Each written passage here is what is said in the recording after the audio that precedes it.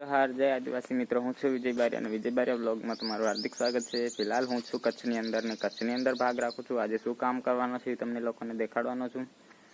તો અમારી વાઈફ સેજલ। નમસ્કાર મિત્રો, જય જોહાર જય આદિવાસી વિજય બારિયા બ્લોગમાં તમારું હાર્દિક સ્વાગત છે। આજે અમે શું કામ કરીએ છીએ એ તમને બતાવવાના છે, બ્લોગમાં બન્યા રહેજો। તો મિત્રો આજે શું કામ કરવાના છે એ દેખાડશું તમને। સેજલ તો રૂમ પર રહે છે, હું જાઉં છું। આપણે ટ્રેક્ટર ચાલુ કરી લઈએ।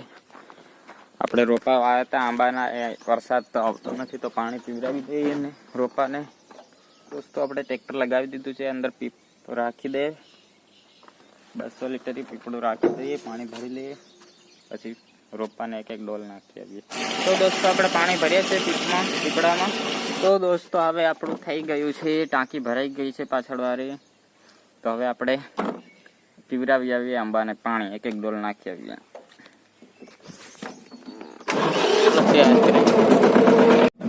તો દોસ્તો આપણો પહેલો રોપો આવી ગયો છે, જો આંબાનો।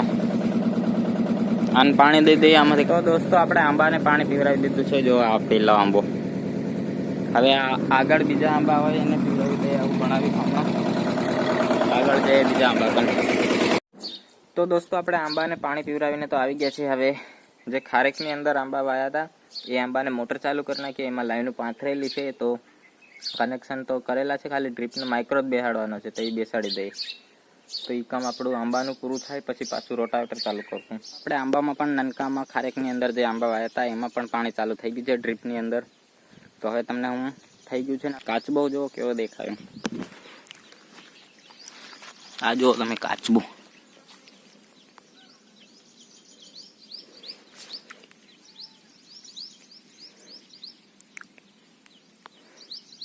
આવો કાચબો તમે ક્યાંય જોયો છે કે? જો વાડીઓની અંદર તો આવા દેખાયા કરે, કાચબા છે, નોળિયા છે, સાપ છે। હવે એક જ ખારેકમાં રહી છે, ખારેક પણ પૂરી થઈ ગઈ છે। આપણે ખાવા માટે તોડી લઈએ થોડીક। વાડી આવી ગયા છે ને હવે ટોલી છોડી દઈએ ત્યાં અને રોટાવેટર જોડી લઈએ। ચલો છોડીને રોટાવેટર જોડી પણ લીધું છે અને ચાલુ પણ કરી દીધું છે।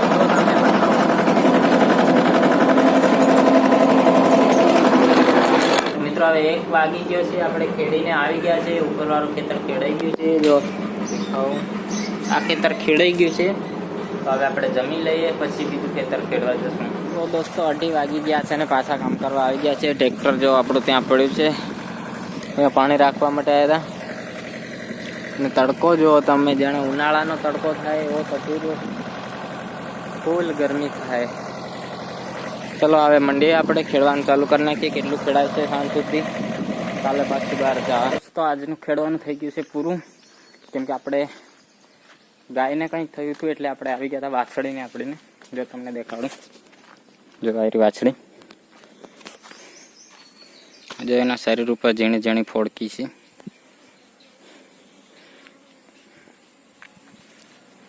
જો ઝીણી ઝીણી ફોડકી છે, એ કંઈક થયું છે તો આપણે ડૉક્ટરને બોલાવશું। કાલે ડૉક્ટર આવશે, 3 દિવસ રસી મૂકવી પડશે, એવો કંઈક રોગ છે। તો હવે 3 દિવસ સુધી એને ગૌશાળામાં નહીં મૂકીએ, કાળીને એકલી મોકલશું। દોસ્તો હવે સાંજ થઈ ગઈ છે, અંધારું થઈ ગયું છે ઘણું, ને આજનો બ્લોગ અહીંયા પૂરો કરે છે, પછી જમીએ અને સૂઈ જઈએ। Bye bye.